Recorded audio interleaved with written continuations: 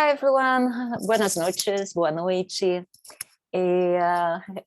Welcome everyone, bem-vindos, bem-vindos. My name is Lili Vieira de Carvalho. I'm the Executive Director of VLACC, the Vancouver Latin American Cultural Center.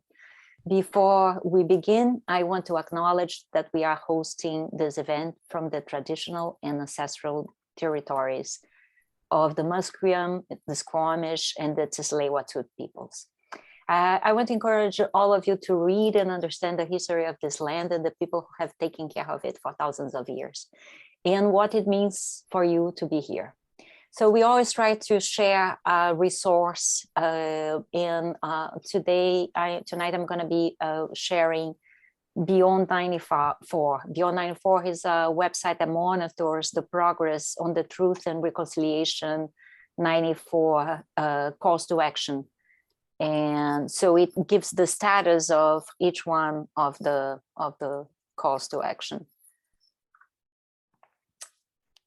VLACC is a nonprofit organization with the mandate of sharing a deeper understanding of Latin American arts and cultures. Our goal is to establish the first cultural center for Latin American arts in Canada, right here in Vancouver.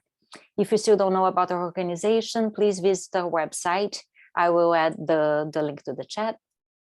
We have added you, when you register for this program, to our newsletter list, and you are going to receive news about our programming a couple of times a month.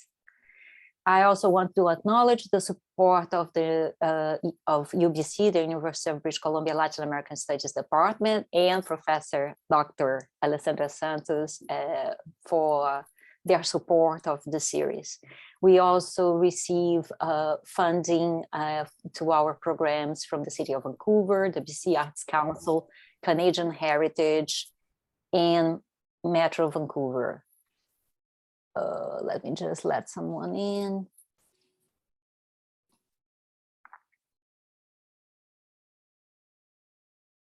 Okay.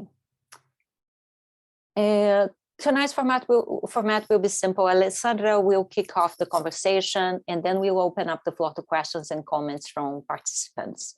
Feel free to unmute your microphones and raise your hand, or either your real hand or your virtual hand, when you have something to say.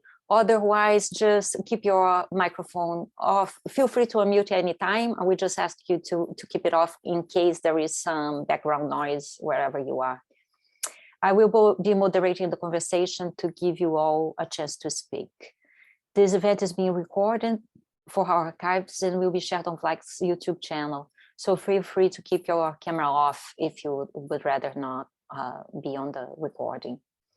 So I'm excited to introduce or reintroduce you to Dr. Alessandra Santos. She is chair of the Latin American Studies program at UBC.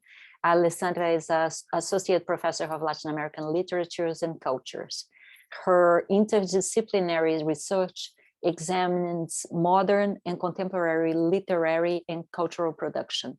She is interested in utopias, technology, media, gender, race, and social justice.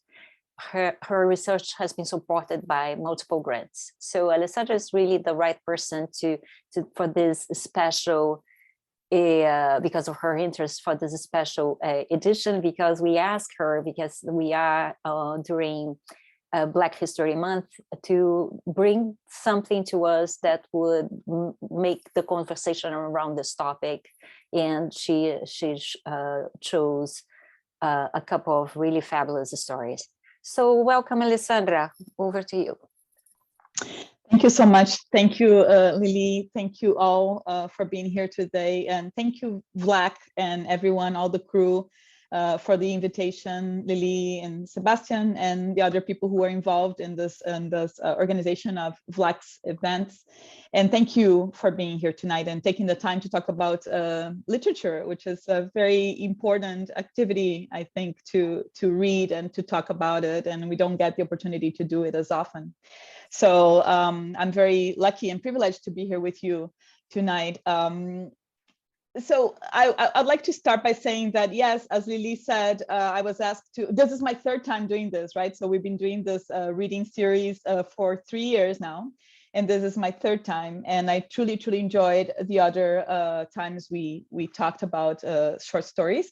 And this year, I was asked to choose works that reflected on the Black History Month, right? Because here in Canada, we are celebrating, and in the United States as well, celebrating Black History Month. So it was not easy, I have to say. And I tell you why it was not easy, because of translations. It was hard for me to find translations of works that would reflect on Black History Month. There are lots of short stories from Brazil, which is my specialty. I'm from Brazil.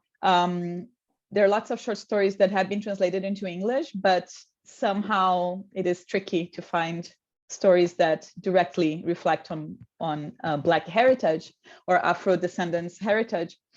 And in the end, I chose these two stories, which of course, I hope you read the esteemed part for tonight. And you read them, you know that they are very different and they come from different eras. So I'm not here to give a talk. This is a reading group we're going to be discussing, but our plan is to talk a bit about the first story and then a little bit about the second story. But please feel free to bring up, different stories if it's relevant or if you have a comment. But I just thought we would start with the first story by Machado de Assis, and then we'll talk a little bit about that, and then we would discuss the second story by Cidinha da Silva, and I'll give you an intro. And again, this is just an informal conversation, so don't be shy, right, to bring your comments or observations or questions about the stories. Now, I will give you a little background, because like I said, it was hard to decide on what to read for this special edition of the Black History Month. And Black History Month to Canada, I think, implies celebrating African ancestry and ancestrality and heritage. And I chose these two stories because they do reflect on that in very, very different ways. And I am sorry that the first story has so much brutality in it. And yet it is a story that talks about slavery, and you cannot talk about slavery, the enslavement of Africans and Indigenous people, without talking about violence. So I apologize for it, but there's a context. So are you ready to have a conversation? Okay, we can keep it casual. I'll start by telling you about Machado de Assis. Machado de Assis is a Brazilian writer from the late 19th and early 20th century, very, very early. And 20th century, that's, I think, let's see, his dates are, if I remember correctly, Machado de Assis was born in 1839 and died in 1908. So he only caught, a little bit of the 20th century. Machado de Assis is, to many people, to most critics, I would say almost everyone who is a Brazilian literature critic or Latin American literature critic, they consider Machado de Assis the most important writer from Brazil. And certainly the most well known and the most well read outside of Brazil, translated at this stage in history, I would say. Machado de Assis, he was from Rio, and Rio, a big city, right, which was the capital of Brazil at the time. And Rio was considered one of the major urban centers of Brazil. So that's one thing that I wanted to point out, that this is a writer, an urban writer, who's writing about new city, a new big city in Brazil. And not only that, this is a writer who was very much politically involved and who was an abolitionist, right? So a writer who wrote for the newspaper. He was the founder of the Brazilian Academy of Letters. He was very much of a cultured man who valued, I would say, human rights in an early form, in the 19th century early form of human rights, with being an abolitionist. And Machado de Assis was an Afro-descendant as well. He was a part Black, of Black ancestry, who came from a poor background, but who was adopted by a wealthy lady.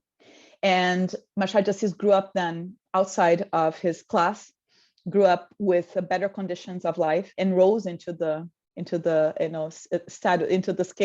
hierarchy of society, and became a well-known and respected writer. So much so that, as I told you, many critics consider Machado de Assis the best and most important Brazilian writer ever. And I'm not joking. If you're from Brazil, you know this is true. Now, Machado de Assis is a phenomenal writer. And I wish that we had read other stories by Machado de Assis. Really, I really highly recommend his novels and his short stories. There's a great new translation, which the short story I gave to you came from this new translation. And there you go, right? And we can talk, let's talk a little bit about the short story, but I will be more than happy to recommend other works and other short stories by Machado de Assis, because this is a gem of a writer. You don't find a writer like this in the 19th century. This was sort of a person who was ahead of his time. And we can talk about this and see what you think. So let's, without further ado, Father Against Mother, right? Father Against Mother. Did I say it was published in 1906? I can't remember right now, but let's just say early 20th century. Very, very early 20th century. A short story that looks back in time, It's right? What is happening here? Brazil was one of the last countries to abolish slavery.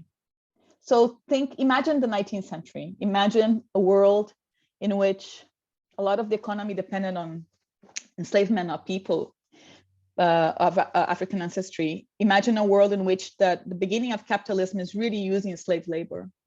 And in 1888, they abolished slavery in Brazil, one of the last countries to abolish slavery.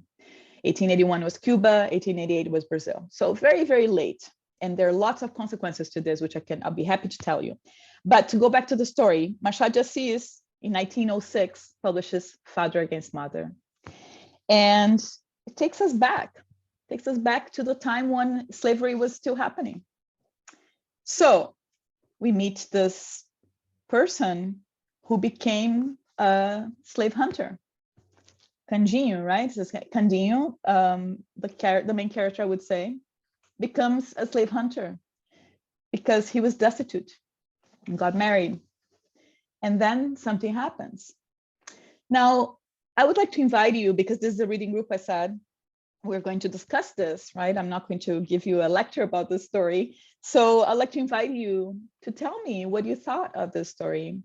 What are your thoughts about the way that Machado de Assis presents this story to us? First of all, I think it's very important, right? Like many other social institutions, slavery brought with it certain trades and implements. So the first few pages go back to slavery, because 1906 had already been abolished.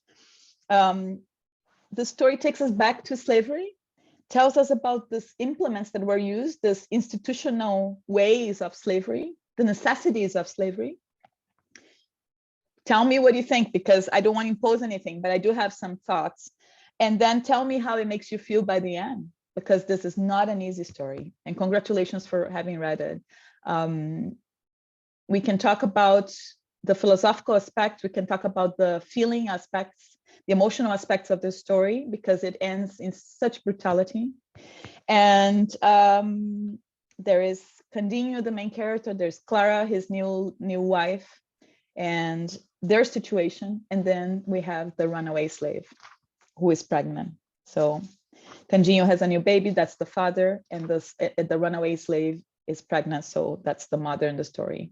So I'd like to know, what did the story make you think, or what did the story make you feel? And then we can go from there. So anybody has any initial observations? You can start very general.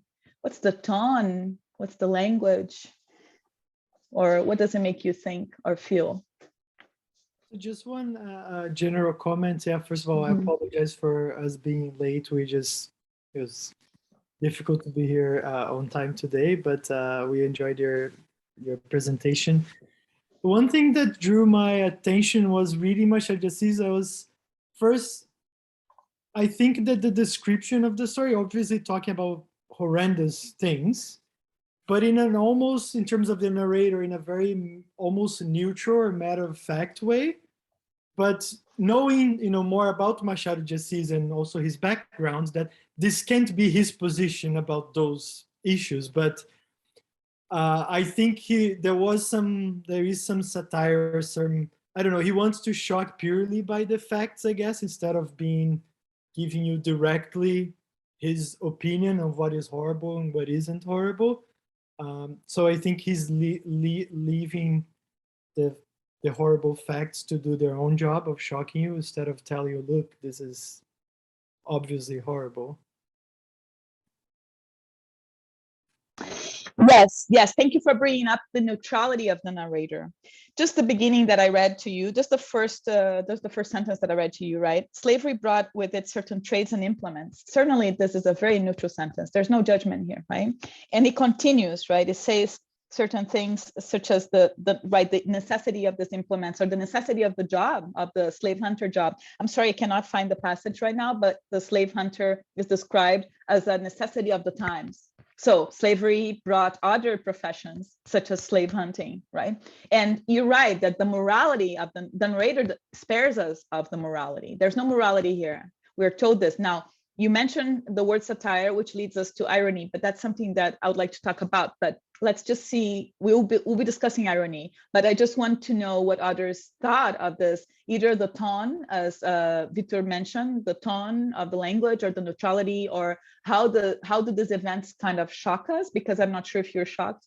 I was, right, when I read the story for the first time. Right now, I've read the story many times, but the first time, the very, very first time, I was absolutely shocked at the end. So anybody else, how did it make you feel, or what does it make you think? Linda, who wants to go? Mm-hmm. I just noticed to Victor's point, how neutral the writer was, and therefore not judgmental over something that has so many issues around morality and ethics. And I noticed how judgmental I was being reading it. And then actually, if I could mention the other story, in contrast, I felt pretty neutral reading the other story. And the protagonist in that story, I thought, was really judgmental. So there was a contrast that way. Thank you. Thank you for bringing it up. Sorry, go ahead. And also I noticed I'm just wondering about the symbolism of some of the names in this story, because Clara stood out for me, because Clara means clear or light. And I don't know how clear Clara really was. I mean, her friends told her not to marry the guy. He was a loser. Her aunt kept warning her. And she didn't really, I don't think she had much influence on him either. She was pretty milquetoast. Right. So I would like to save what you said about as the narrator didn't judge the characters, but perhaps we did as readers. I mean, I did too the first time I read it. Like I'm saying, I approached Candinho, as a slave hunter. Of course, I judged this, and yet this is not what the story is inviting us to do. So I'd like to save this comment for a little bit later, because I want us to get eventually to Candinho as a character as well, right? As the character, the poor slave hunter. But I'll save that to the end, because I think that there's something really important to understand about the story. And then Linda, you mentioned the contrast of the other narrator from the other story, Farrina. We're going to get to it. How judgmental, or how the other narrator was very much imposed her perspective, right? This is a neutral, omniscient narrator in this story, in the Machado de Assis, right? It's not Machado de Assis, the neutral narrator speaking. On the other story, on the other hand, we see a very much present narrator who is presenting her perspective. And then the third thing that you mentioned, Clara, the names certainly have symbolism in stories. Clara failed to realize that Candinho, and I don't know what you thought of the description of Candinho. He cannot keep a job, basically, right? I mean, he had all these other jobs, but couldn't keep them. So there's something about it. Mm-hmm. If I could just add one more thing, like if I put myself in his shoes, I was poor, I was desperate, I hadn't figured out how to make a living, and I was about to lose my baby, and then I had a chance to make some money by catching a slave. I probably would have done the same thing. And it is the ethics of these characters and the morality of the times that we will definitely need to address, because this we're talking about real history after all, right? So we're going, these are fictional characters, but we're talking about history. So that's what eventually we're going to have to address, this history. And eventually we're going to have to address the political aspects of this story within that history of slavery in Brazil. So, but let's see, Arturo, please. Yeah, so I like the way that he created the framework for this story, because there's basically two stories going on. And there's the one about slavery, the social institution, and then there's the one about, and pardon my pronunciation, I don't speak Portuguese, but Cândido or yeah. So basically, what he's describing is how slavery brought all these tools, right? And basically, he's saying that Cândido is just one of these other tools that slavery has brought, right? And so he becomes, it shows how Cândido becomes dehumanized and is unable to appreciate the humanity of others, in this case slaves, even though he's suffering under the same greater social network that is in his culture. So he's blinded by this society.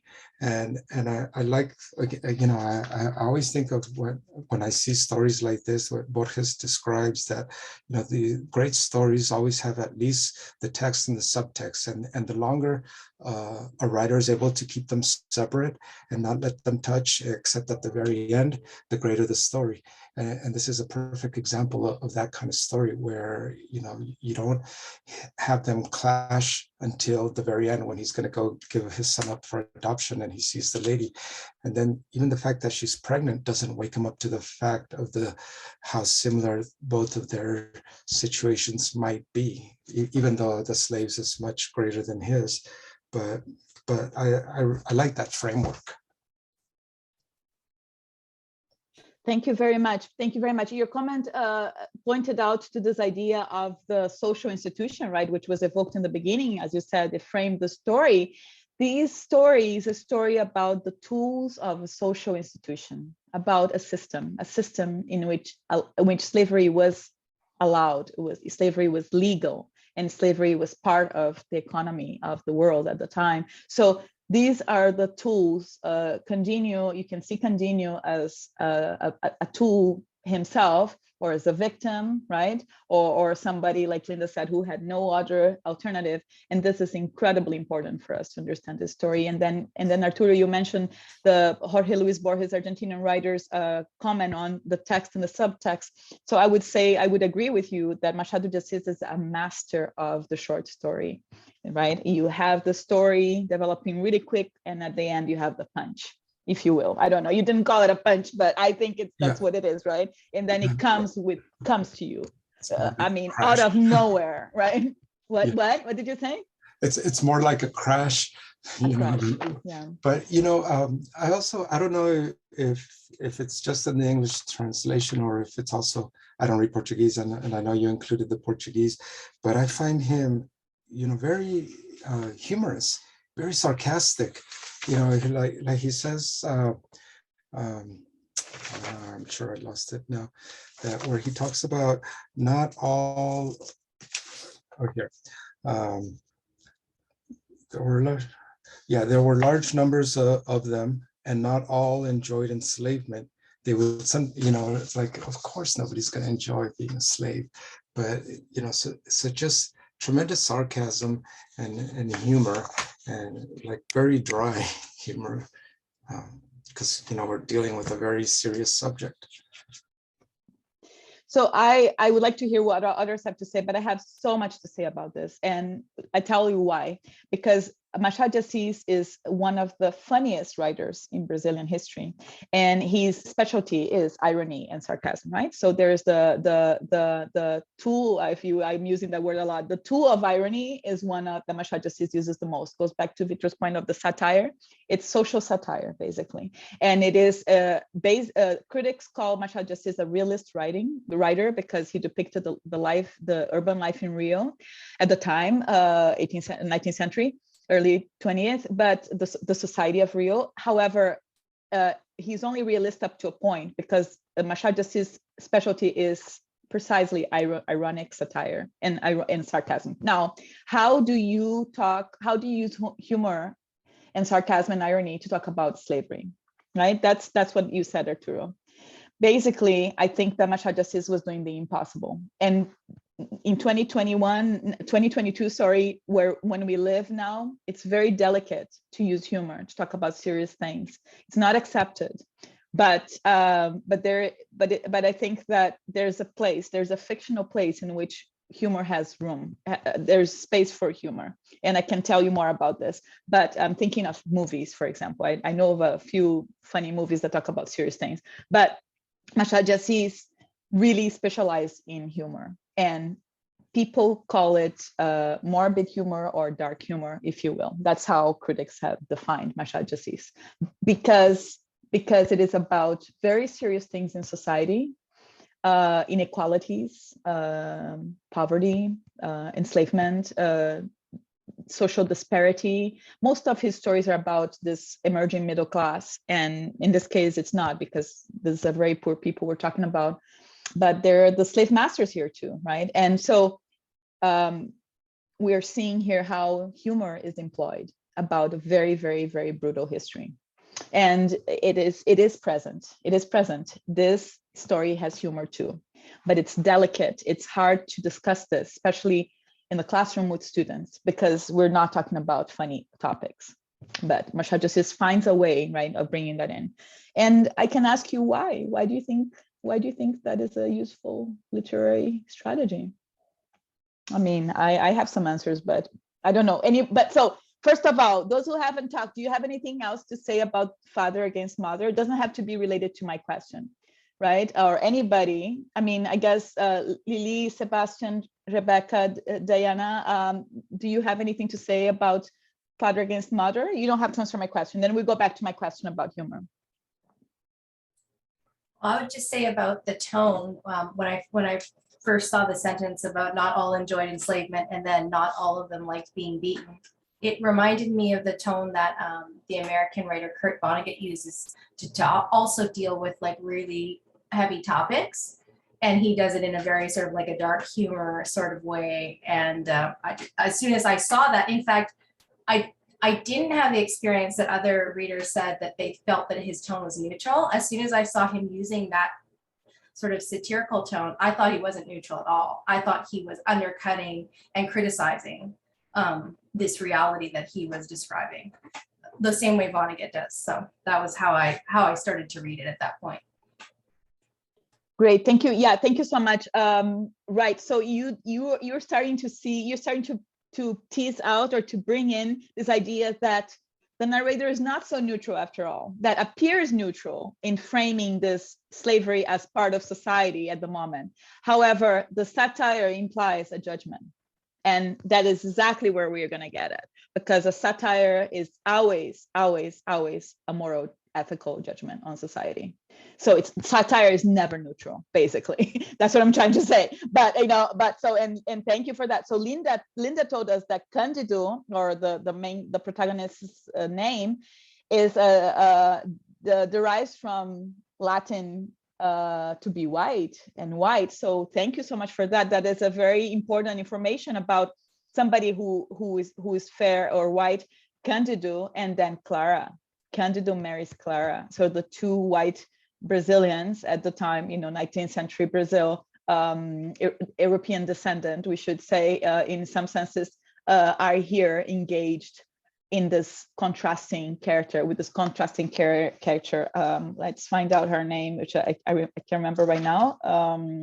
Somebody can remind me. Arminda, right? Arminda is the slave, right? Is that right? Okay. So think about the contrast of yeah, I mean, everything in a story has a meaning, if you will. We could talk about symbols, but we could also talk about what it represents, not so much what it stands for, but how it makes us think of the situation. As I said, Machado de Assis is a writer of his time. So when he said, let's look back at slavery, that's what it was about. So the names reflect on that. The names reflect on the hierarchies in society that had to do with skin color, and in this case, it's called race, but it's a debatable term. Anyway, anybody wants to say? Anybody who hasn't spoken? Yes, Lily, please. Just to pick up where you're talking about the names, because it's actually Cândido Neves, and Neves is snow, which is white. It happens to be white. And Clara, Linda, it's also how in Portuguese you say the whites of an egg whites. So he is Snow White. Yeah, right. This is Snow White. Yeah, Clara Neves is Snow White, and Cândido Neves. Yeah, right. I mean, it's very curious to think of this idea of a writer sitting down to write a story and thinking, what am I going to name my characters, right? I mean, this is very meaningful. So thank you for that. I think it's very important to notice that the more details we can tease out, the more we can understand, right? And Alessandra is still talking about that, because what is, I think that one thing that strikes me in this story is that this little advantage that Candinho has, because he's white, and he's poor, he doesn't have anything, his life is horrible, he's a good for nothing, but because he has a little bit of privilege and he's just a little bit above his slaves, that's where he goes to get his living. Yes, thank you for bringing that up. Sorry. I'm now baffled by the meaning of Arminda, because according to Google, it means Jerusalem liberated. Oh, that's fascinating. So a rebellious character, if you will, a rebellious meaning behind it. Liberated. I think a freedom name for her slave, but. Right. This is an abolitionist story, after all. Remember, Machado de Assis was an abolitionist, right? So even though this was past abolition, but okay. Let's see. One second. Arturo asks for more stories by Machado de Assis. So let's say that in a few minutes, I'll recommend a few short stories, okay? Because, and some novels. Machado de Assis is absolutely worth reading. You will not regret it. The other stories, the other work. So I'll do that. I'll recommend a bunch of things to you. And then there's a new translation of one of his greatest work, like the posthumous memoirs of Brás Cubas is absolutely wonderful. So, okay, so in a few minutes, I'll recommend a few works. But they all involve dark humor, just so you know. Now, there is this idea, what Lily said, that Cândido and Clara, they're destitute, and the auntie, they're destitute. They're as poor as you can be. They hardly had any food. So much so that they had to put up their little son, the baby, to adoption. So think of this in a hierarchical society that allows people to be so destitute. There's some people who are even below them. And that's what Lily said. I'm just reiterated because I wanted to pick up this point. So you already have somebody who doesn't have any food to feed the baby. And below that, those people, you have the slaves, the enslaved peoples. So think about this. Think about which societies would permit or allow or encourage or legalize situations like this. And that's where the satirical elements come in. Machado de Assis is presenting the cruelty of the system, how cruel and how brutal the system was or is, right? Because we know certain conditions, certain people still live like this in the world today, where we don't have to talk about that. But I think that this story is also about the dilemma, right? Cândido's dilemma. What to do when you have nothing? What to do when you have nothing, which I think Linda and others brought this up. And the very ending, the choice that Cândido made, to me, represents this dilemma. And again, I would like to talk about the ending, but I would like to know if anybody has anything else to say before that, or those who haven't said anything, or anyone, as a matter of fact. I just thought it was interesting. I had a similar reaction as Rebecca. I was reminded of Swift's A Modest Proposal and how some people on first reading took that literally. And I was like, oh, this is a kind of neutral account. And then the first one, yeah, some people didn't like being beaten to death or whatever. I'm like, and there we go. Thank God. Sorry, you're talking about Jonathan Swift's which story? The Gulliver's Travel? No, which one? The Modest Proposal. Oh, the Modest Proposal, right? To eat babies, right? So in Swift's story, the Modest Proposal, Swift satirically proposed that the Irish, who were so poor at the time, eat their babies, right? So that's a solution to our poverty. So yes, thank you. That's a good example of how satire is employed. There is a moment of shock, right? And the shock comes in with this judgment of the ways of the society operates. And that's where the judgment comes in, right? That's where we might seem neutral, but then we start seeing, sentences such as the one that Arturo pointed out. Oh yeah, some slaves didn't mind, and etc. And again, and this culminates eventually. Let's see, Linda. So is it really the fault of society that Candido is so impoverished?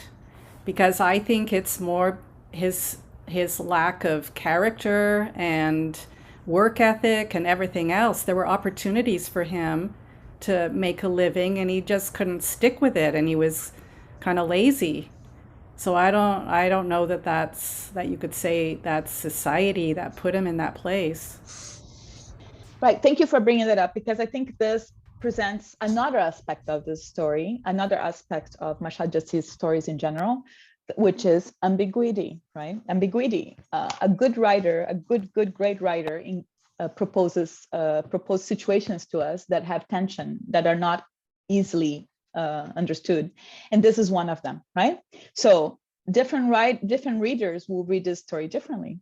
And you might say, yes, this story, which is what I just did, right? This story criticizes a hierarchical society that puts people like Candido and poor Arminda in such positions, right? However, you could also read this story as Candido, somebody who jumped from jobs to jobs and couldn't work, right? So he didn't have that in him. So I think that all of these possibilities are there present. And I think that that's what makes great writing, really, that it is a writing that gives you a kaleidoscopic vision of the world. And yes, this is a satirical story that is criticizing society. There's no doubt about it. And yet it is also a story about a young father who is poor, who is lazy, maybe, or a jack of all trades, as you say. I mean, somebody who just keeps many jobs. Maybe he's a loser in the story. And he marries young and he's irresponsible. And I think he's irresponsible, actually. But so this happens too in the story. And he makes the choice in the end, right? He makes the choice to hunt that slave who is pregnant. So this, I think that everything is embedded here. I don't know, you might disagree with me. Anna has a question. Oh, Anna, sorry. Or a comment. Yes. Oh, maybe you still just have the hand up. Sorry, I was trying to figure out the mute button or unmute button. I thought it was kind of interesting about how, oh, I've forgotten my point. Forget it. Okay. So I wanted to say something because as I was reading, because we're talking about Black History Month, and Machado de Assis is an abolitionist, right? And I was talking about the effectiveness of these stories in bringing the subject of slavery to this very matter-of-fact trade sort of thing, how it happens in the daily lives of slaves at the time. I think it's very effective for us now. As I read about slavery in Brazil and this horrible stain in the country's life that we waited until it wasn't possible to have the slavery anymore, until the very last minute, the last country to do that. And when I read about that, it was really it was like over 4 million slaves came from Africa to Brazil. It's like a huge number. And one of the things was because they would it was because Brazil was kind of a direct line to Africa. Like it was easier for slaves to get to Brazil than it was to go to Europe, for instance. And so in Europe, they would treat the slaves better because they wanted the slaves to reproduce and make more slaves. And in Brazil, because it was cheaper for them to be just replaced, because there was less shipping costs, they would just work them to death and buy more. And that was the way it was. And so when Machado de Assis makes all this point about, the necessities of that trade and that sort of thing, I think it really brings us the reality of slavery, of how that was seen as just commerce. And that is just, so I think it's effective as an anti-racist story, because it really, puts you there. Thank you. And then now thank you for bringing us back to history, because that's the notion, right? That it is estimated that 12.5 million Africans were brought to the Americas to be enslaved. That's a very general number. It was probably more than that, more than 12.5 million. And out of those, it's estimated that 5 million went to Brazil. And the Portuguese were completely involved in the Portuguese colonized Brazil, and were completely involved in the slave trade, and they were funded by the British. So in many, many ways, the British and the other colonizers in Europe were completely involved in this slave trade. And it moved a global economy, right, with the beginning of globalization, and then eventually led to the 19th century with the Industrial Revolution, and it fed the Industrial Revolution. Now, what happened with the Portuguese? The Portuguese, because of the proximity, they were able to bring lots of slaves from Africa to the New World. And also there's the European passion for sugar and coffee and chocolate and all those other products that came from the Americas. And there were tons and tons of sugar and coffee and chocolate and many other products that were brought to Europe. And yes, they were dispensable. There was a dehumanization of slaves. There was a dehumanization of slaves. They were not considered human. And also there's a dehumanization of the poor, which was mentioned here before us. Candido was also dehumanized, right? Depending on how you see Candido. But in a sense, you also see, I forgot who said that, but I believe that I agree with that. I agree that there's a dehumanization of the poor as well. And of the act, Candido's act, the final act is a sort of a preservation, right? My baby over your baby. That's why it's called father against mother, right? And we do see in this story a story that Machado de Assis doesn't write about slavery. Okay, that this is a very unusual short story. That's why I said it was hard to find this one, but the slaves are always in the background in Machado de Assis stories. This is the only one, the only story. He wrote hundreds of stories. This is the only one that addresses slavery directly that I know of. There are other stories that slaves are around, but they're in the background. Now, this is, Lily, I think that you pointed out to this notion that this is a story that comes from abolitionists, comes from somebody who says, let's not forget the horrors of slavery. And of course, the ending, which we must talk about, there's this notion that the luck to be born, who can be born, who has the right to be born, who has the right to live, right? And in this case, it was Candido's baby, right, who had the right to live, because Candido was the slave hunter and Candido was the one who had to choose his baby. And again, there is the ambiguity. This is not clear cut. This is a dilemma to me, right? The ambiguity of the Candido who chooses his baby. Of course, we can imagine, like Linda said, we can imagine that in Candido's place, we would do the same. Of course, we can imagine that. I think we can imagine that safely because, it's the father protecting his baby. But think about the implications of a writer choosing this topic. This is very ahead of its time to mention the brutality of the final act of the mother, right? So Machado de Assis says, he talks about a humane social order, which requires cruelty, right? So in order for the society at that time to be humane, quote unquote, we needed the brutality of slavery. Anyway, I'm talking too much. So we can talk a little bit more about fathers against mother, of course, please feel free to do that. or we could move on to the next story. But any further comments? We don't have to forget the story. We can bring it back later. But any other comments? Anna, did you remember yours? Vitor made a point in the chat. Oh, and okay, also maybe before you move on to the other one, you could do your recommendations of Machado. Thank you. Okay, so I don't know if Anna, you remembered what you had to say, but Vitor said, my point was that Cândido had opportunities, but they were beneath him. One of the roles he hated was one that he had to work with all manner of people. The slave catchers, on the other hand, gave him the false sense of having the upper hand over another human, and he felt maybe he could get in with the upper class. Exactly. There's some point that the profession of slave hunter is described.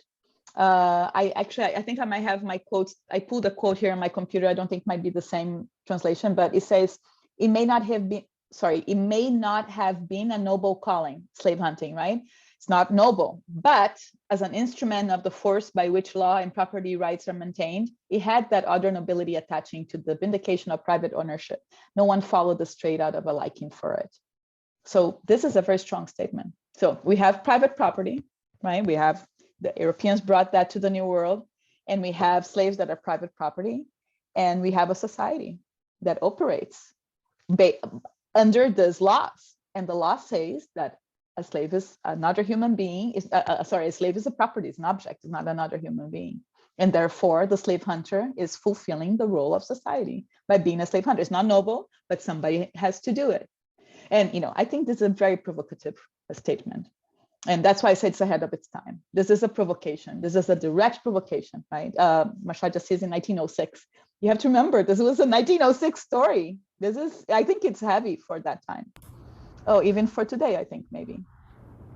So, Actually, yes, I thought that was an error that it said 1906 because it felt so modern. The voice was so modern. I was like, really? This seems like it was written last year.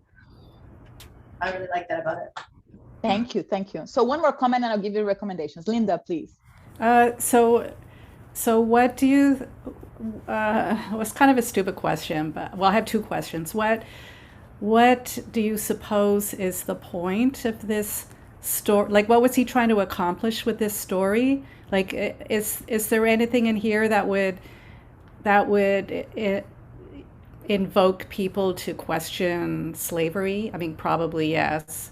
And then also the comments you made about sarcasm and irony, like what role does that play, like in terms of influencing readers or society in terms of making a point or being political? Just wondering what power that has, or what role does that play? Right, so I'll just start by saying that there's no stupid questions, because all questions are important, because we only have interpretation, right? We have the story and you have our reading. That's all we have, right? And then here we have multiple readings because we're multiple people. But that's all we have. It's never stupid, because it's always productive to talk about a story, in my opinion. So I think that to find the point of the story, we have to go back to some of the other comments, like Lily's comments about how this is an abolition story. And also it's with you, it's with the reader, right? What do you think, right? I mean, there are many, I do think that this is a story that reflects on the value of what it means to be human, right? So what is it that means to be human, and what is it that we humans do to each other, and why some people are treated humanely and others are not? And I think that's what the point of the story, but that's my interpretation. And I think this goes back to the comment on the chat. I'm curious about the symbolism at the start of the story with the torture, the biases. So Machado de Assis has the great talent of telling us about objects and houses. So if you read his other stories, you read great descriptions of the houses and the spaces and the urban spaces. He often includes streets, the streets of Rio, and they're very accurate. They're all there. They're all real streets that exist, and it's a real map of the place. Now, In this story, we read a little bit about the neighborhood, not so much, but we read about the instruments of slavery.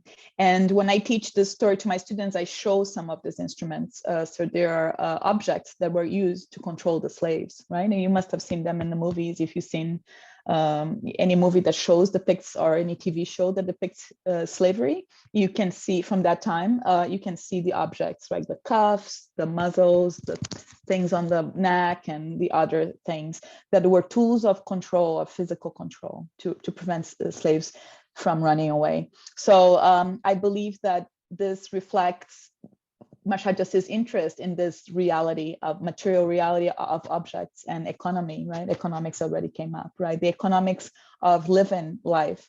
And as somebody, I think it was Rebecca who said that this is very contemporary, right? Very contemporary voice. I believe that Machado de Assis is one of those people who was way ahead of his time, who wrote stories that were, they're going to be, some people call it, those stories that don't age, right? You can read them anytime.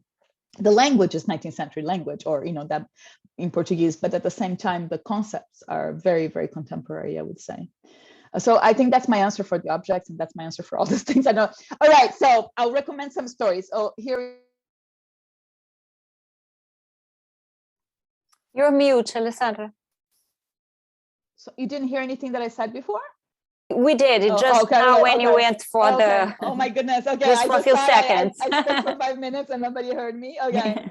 So here are the short stories that I recommend. So again, I recommend any of the stories that this, the complete stories, this brand new collected stories translated by Margaret Ju Costa and Robin Patterson.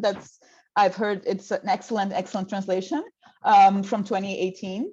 And then my favorite short stories are The Fortune Teller, The Mirror, Admirer's Night, and The Alienist. Those are my 4 favorites. I absolutely love these stories. And but any story that you read by Machado de Assis, I think it's worth reading.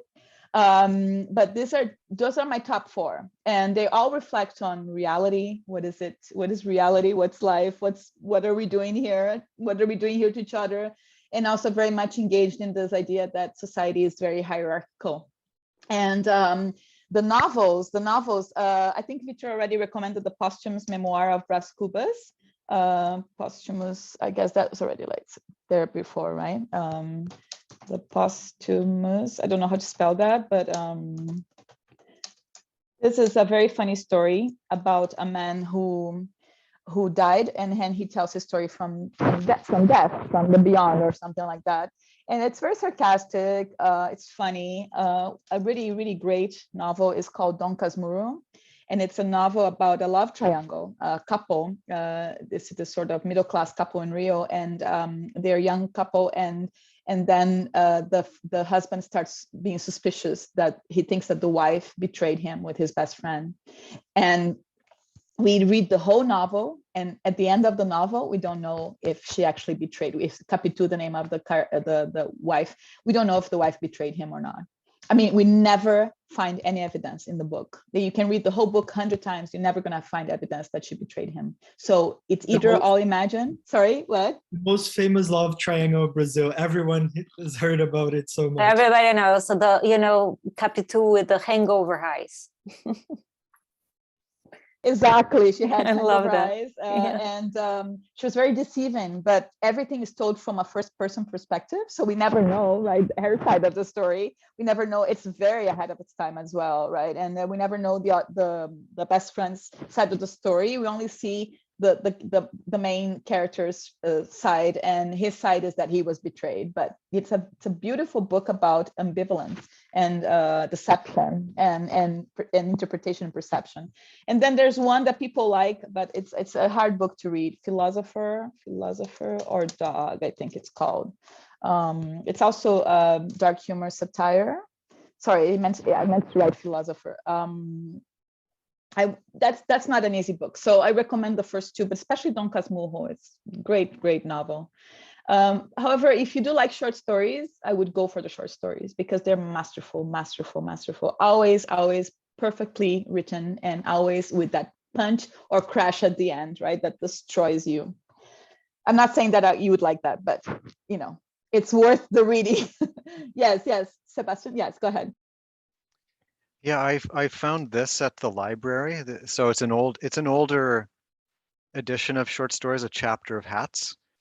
And it's got a bunch of these stories in it. And I read a few, and I was really struck by how like almost postmodern some of his some of these stories are. So picking up on Rebecca's comment about how modern this stuff feels, it's like it's even beyond this story. Like it's got like this first one about Noah's Ark, and it's just in it's like written like it's just written in bullet point, 28 bullet points.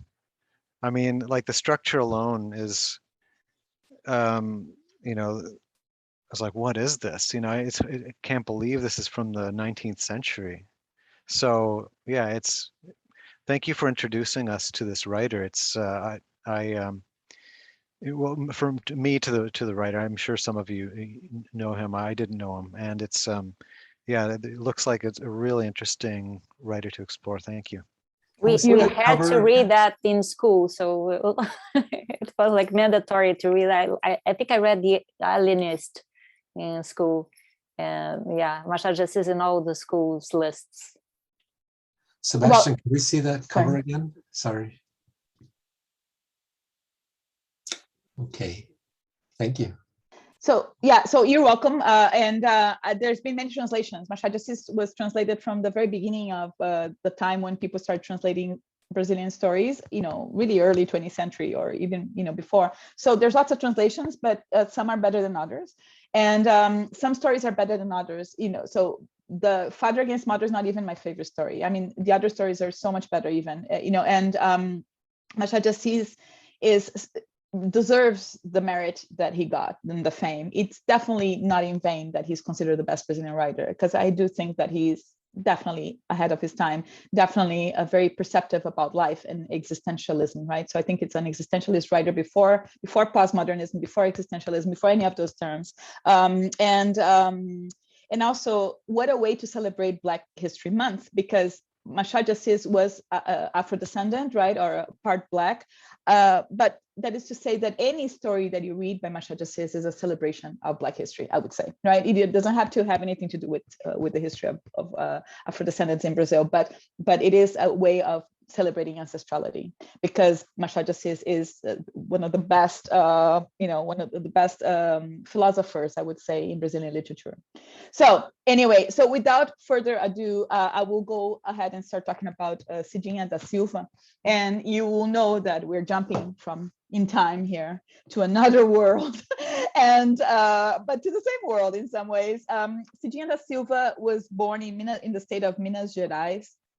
And Cidinha da Silva is relatively, I mean, I don't think that she's a newcomer. I think she's been writing for, you know, a few decades already, but she hasn't received the notoriety or the recognition as some other Brazilian writers, Black women, such as Conceição Evaristo and others that I can mention here today. But Cidinha da Silva, I believe she is a playwright as well. So a poet, a playwright, somebody who writes for the newspapers. So something that in Brazil we call chronicles or chronicas.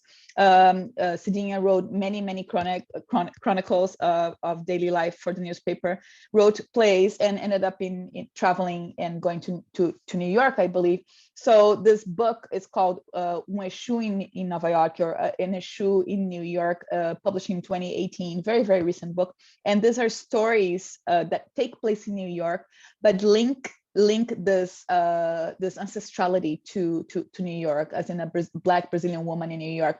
And why do I say this? Is because Exu is one of the Brazilian entities of Afro-Brazilian religions, and is the messenger god who comes to the crossroads and who opens the path of communication to the other gods. So here we already have a very straightforward immersion in Afro-Brazilian ancestrality or heritage. And of course, the story is called Farrina. I think that's how you pronounce it, Farrina or Farrina. And it's a brand new translation. It was just published, I think, last year. I've never seen another translation of Cidinha da Silva. I found this writer. Cidinha da Silva also has a YouTube show, a program of interviews that it was in 2020. So you can find her, it's all in Portuguese, unfortunately, but for those who don't speak Portuguese. But in any case, this is a writer who identifies as an Afro-Brazilian writer. And I think that Cidinha da Silva likes that identification, as opposed to saying, I'm just a writer, right? I'm just a writer and I happen to be Black, or I'm just a writer and I just happen to be a woman. No, Cidinha da Silva has a positionality in which she says, I am a Black woman, and I'm a Black writer. And I think that's what changes everything for our reading here for Black Heritage Month, Black History Month. And what do you think of this story? This is a contemporary story just published in 2018. This this Brazilian woman is in New York and meets this other woman. And there are two Black women talking, and there's some meandering and some speculation of who this other woman is. And it's with you. Tell me, what do you think? What is this story? How do you relate to this story? In other words, this contemporary story.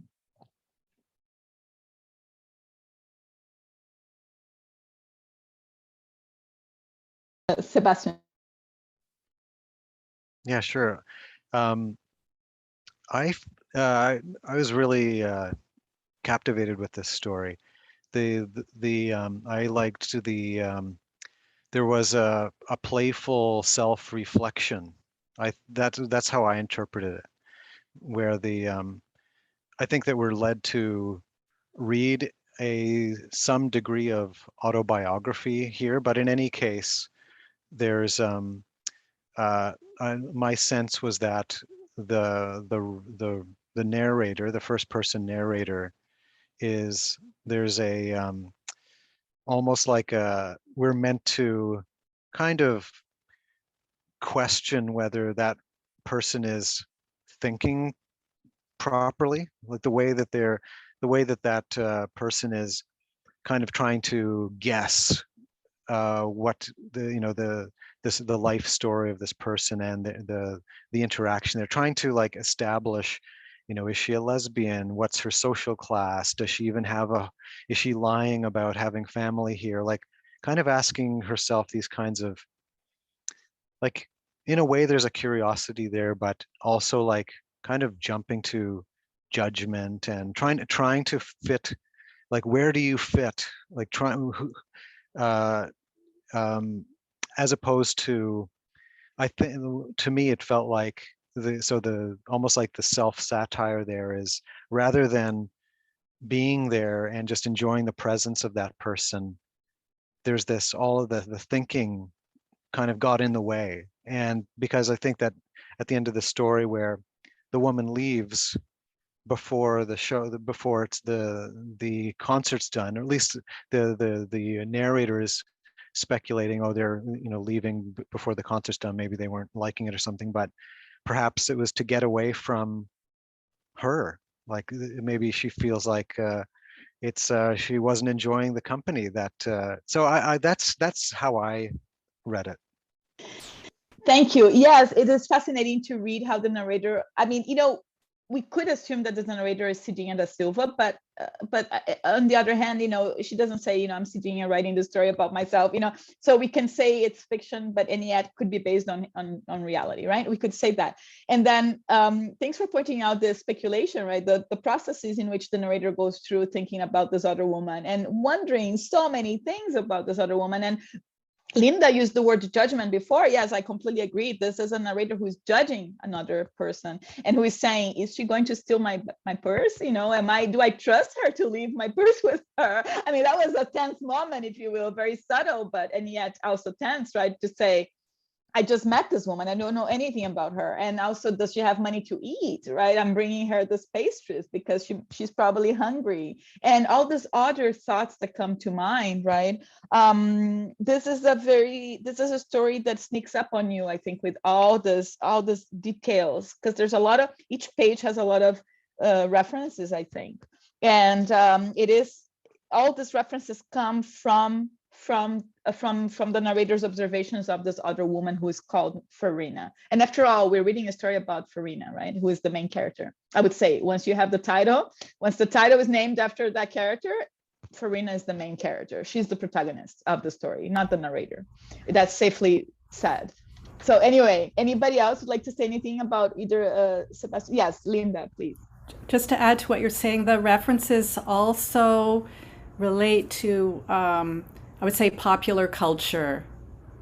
Like she's judging this woman. She has the cornrows or the dreadlocks. And a little sidebar, I just read that the patterns of the cornrows were messages for slaves and escaping.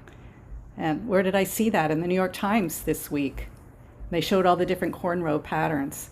But anyway, so she's judging her because she's got a cell phone, she's typing, she's uploading pictures. They're at a museum in Brooklyn. They're talking about movies. They're talking about time and place. There's so many cultural references. And then the question, is she this kind of lesbian or that, or is she, or da-da-da-da? It's like a lot of contemporary cultural references. Yes, thank you. So Cidinha da Silva is lesbian. She's a queer writer, and that's why she's in this collection, Queer Brazil, right? And she also wonders if Farrina is a lesbian, as it was mentioned before, right? And she has all this thoughts. She mentioned very quickly that, she was a lesbian and all this kind of things because she wasn't unsure of how the woman was going to react.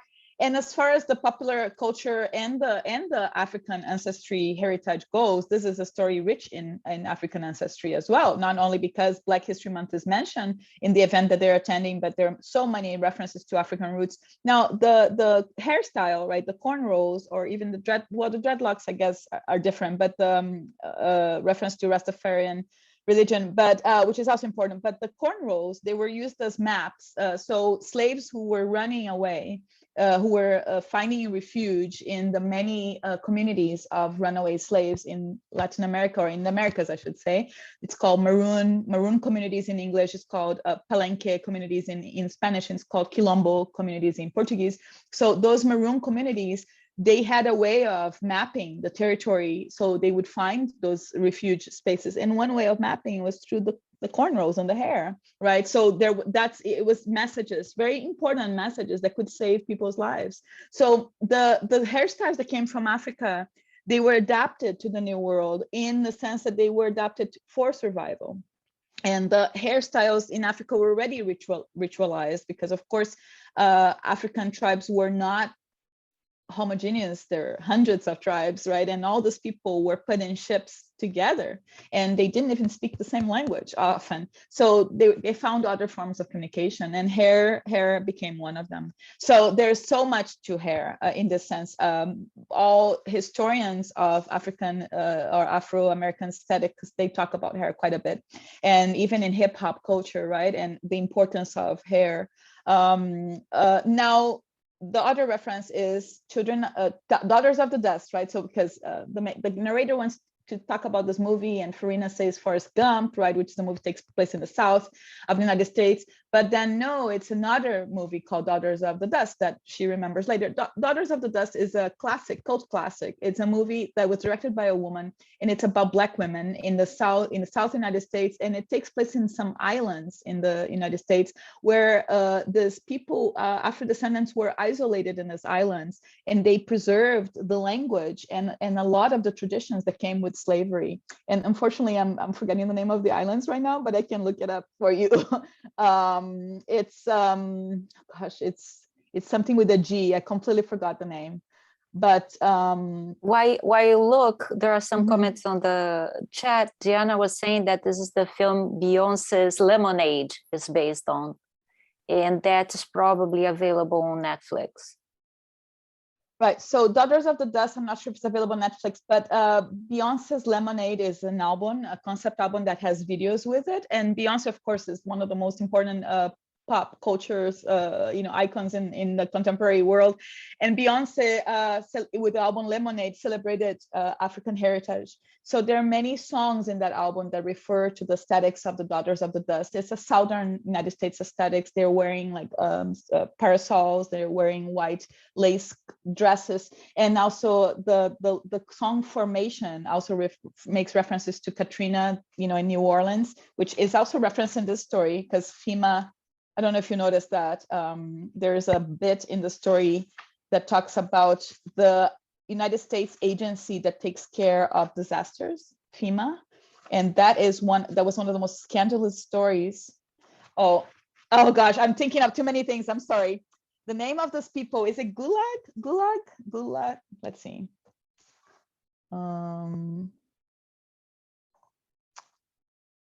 No.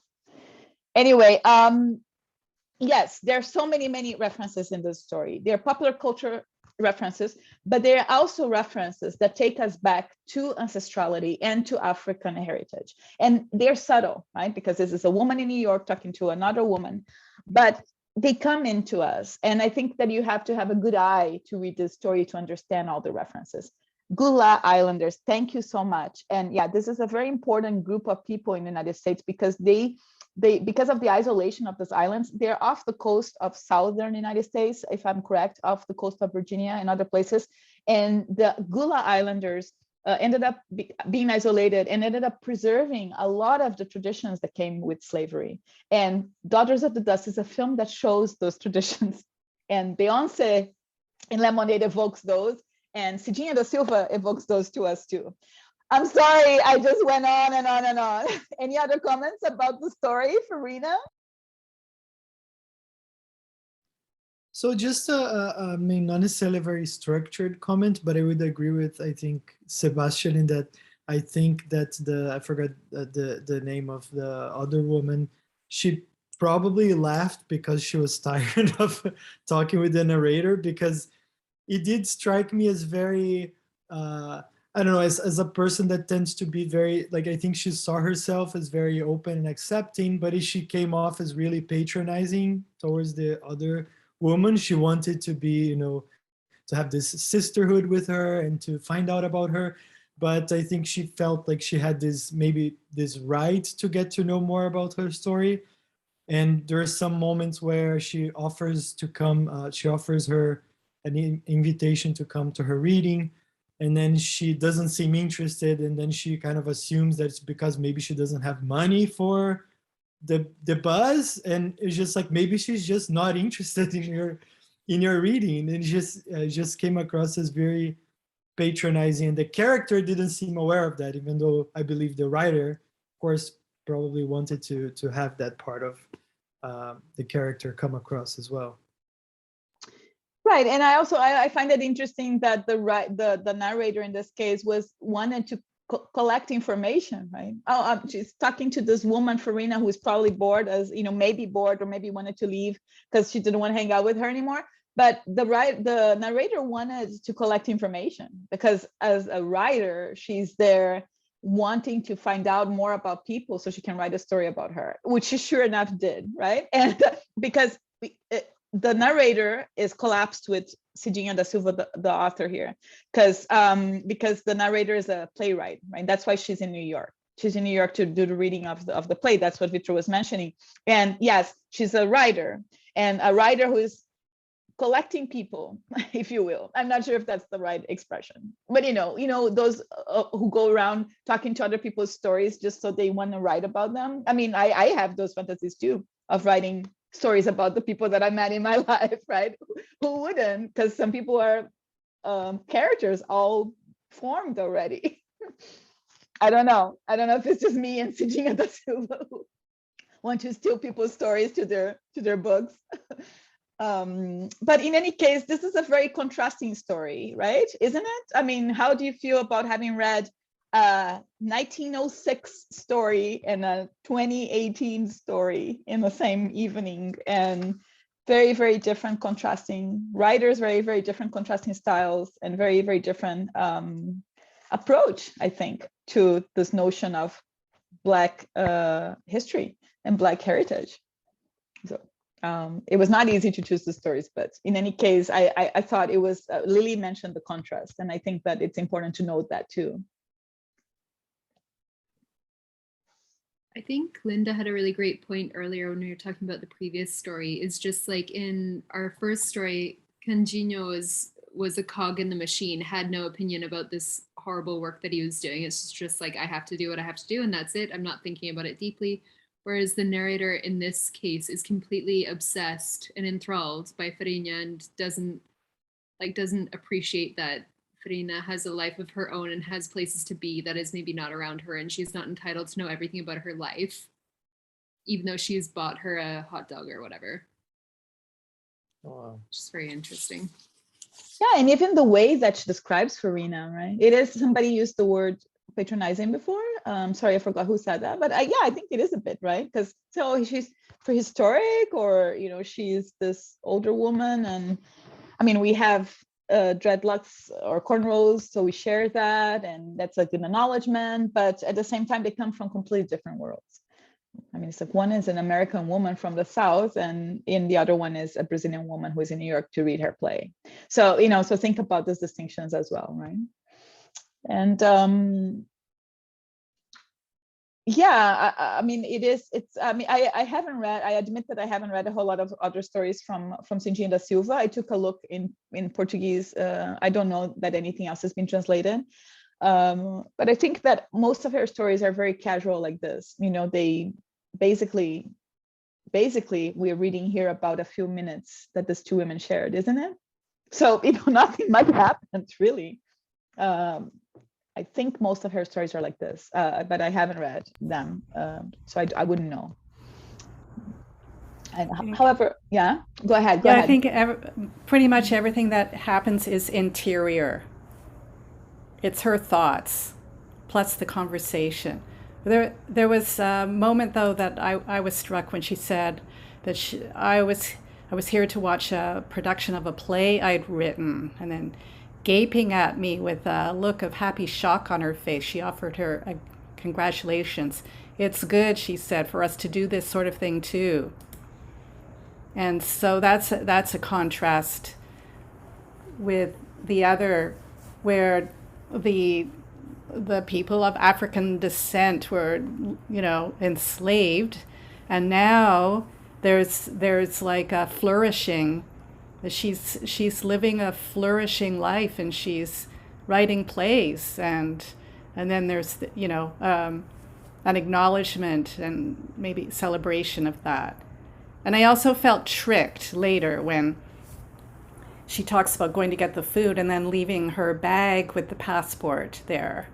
She had her wallet, but so of course I'm going to think, oh my God, that's the cliche, right? Go back, oh my God, she's gone, her passport's gone, now what is she gonna do? So I felt like I was played with that, because nothing happened. Yes, we could I felt manipulated. Yes, we could say that there's a level in which writers manipulate us, and also films and TV, right? Even music, maybe, that there's a level in which we are manipulated, our emotions are manipulated, our expectations are manipulated.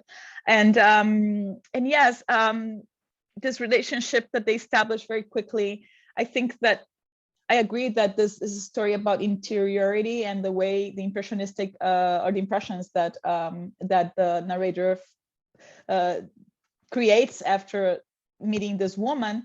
But I also would like to point out that in the end, she returns to this imminent hurricane, right? There's a hurricane that's about to happen in the south. And as I mentioned to you before, there's a reference to the United States agency that takes care of disasters, FEMA, and they failed people in the Katrina hurricane, during the New Orleans Katrina hurricane. So there's references to these disasters and how those disasters affect Black people differently because of the social differences. And that's how she ends, right? And hundreds of miles south, the hurricane was leaving intact the destruction of Black people, leaving intact the politics of indifference. And in some ways, this is a story that sneaks up on you and that says, this is what this is all about. I'm talking about this woman, Farrina, who, could be a thief or not, could be poor or not, could be lesbian or not, could be this or that, could be so many things, but we don't know because we never find out. And yet what it comes down to is the narrator, or Cidinha da Silva, the writer, reflecting on the conditions of Black people, especially in the United States,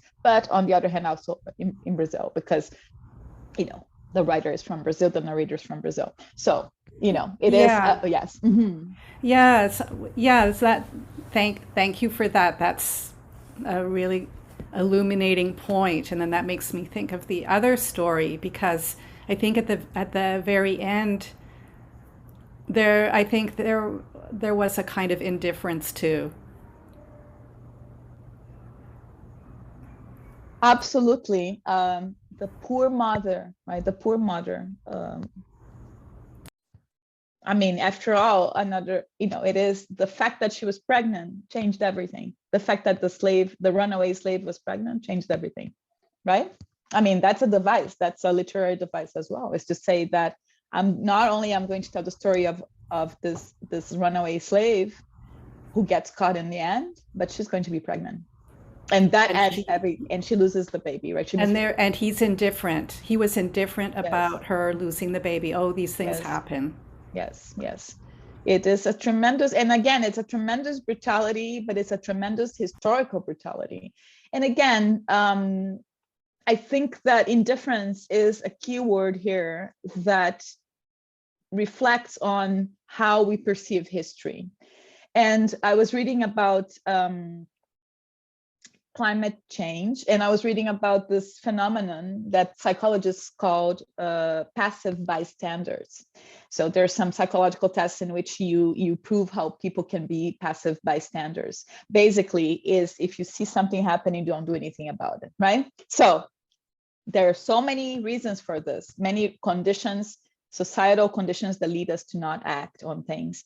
But well, of course, right, and social conventions, et cetera, beliefs, there's so many things. But there's also, from a psychological point of view, there's also a phenomenon that prevents people from acting on things. And this, it's a long story, but I was reading about climate change, so not slavery. But at the same time, I do believe that this is relatable in the case of the legacy of slavery and the social conditions of Black people nowadays, and the dangers that Afro descendants and Black people endure now in 2022, right? And partly is because of indifference. Partly is because of this passive bystander phenomenon that I just read about, I think, right? And we don't have to go on and on about remembering the people who have died because of the inequalities and the social conditions these days, but it is a phenomenon that is still happening. That's why Black Lives Matters exists, right? That's why the movement Black Lives Matters was created, to remember this indifference and to remember how we must never forget history so we don't repeat it. And I think that's also Machado de Assis' story, because Machado de Assis wrote the story 20 years after slavery had been abolished in Brazil, right? So let's not forget, but let's also celebrate, because that's what one of my students told me, that Black History Month is also about celebration. So it's not only about the brutality, thinking about the brutalities of Black history, but it's also celebrating the accomplishments and the resilience and survival, right, of all these cultures. Even the Black rose, as you mentioned before, even cornrows, right? The cornrows are a matter of survival, as I mentioned, not just for mapping refuge, but also for present in the cultural heritage. And for us in Brazil, of course, right, it is incredibly important to remember the importance of Afro-Brazilian culture. So anyway, I think that's what I'll end with that. Lily, I think you're muted. Oh yeah, so good moment to wrap up, and thanks for bringing everything together at the end. It was a lovely tie-in, and for finding these stories for us. Alessandra, we were noticing before it started that even the Farrina story, it happens during a Black History Month event celebration, and so it gave us an opportunity to talk a little bit about this and to reflect and consider on the history and the heritage of Black people all over the world. And we managed even to have this a little bit more international story of a Brazilian and an African woman meeting in New York. And so, you know, it's everywhere. So it's good to see that wherever we go, this the horrible history of slavery and it is there, and the traumas that it caused, but also the amazing contributions of Black people to the arts. So thank you, Alessandra, for this third time around. Thank you so much for joining us once more. It's always fabulous to have you. Thank you. I want to say thank you so much for the invitation. Thank you so much for your participation, for being here tonight, for reading the story so carefully, and for your wonderful comments, and for your commitment to literature and to reading and cultivating conversation. Right? We all need that, I think, these days. Always, but no. Yeah, but I just want to invite you to come to the next reading group, and we are going to have Arturo is going to be the professor, and I think it's going to be his third time, no, maybe only his second time around with us. And the event is already up on our website, so if you want to register right now, you could do it. And I'm also going to share our YouTube channel where you can keep, catch up with some of the events that you missed. And once more, thank you all for coming. Thank you, Vitor, Hannah, Linda, Seb. So good to see you, Rebecca, Arturo, Diana. Thank you all. Have a great evening. Thank you, Alessandra. Thank you, Lily. Yeah, thanks, Thanks, Alessandra. everybody. Really enjoyed your comments. Thank you all. Thank you so much. Thank you. Hope to see you next time. I'll see you next month. Okay, bye-bye.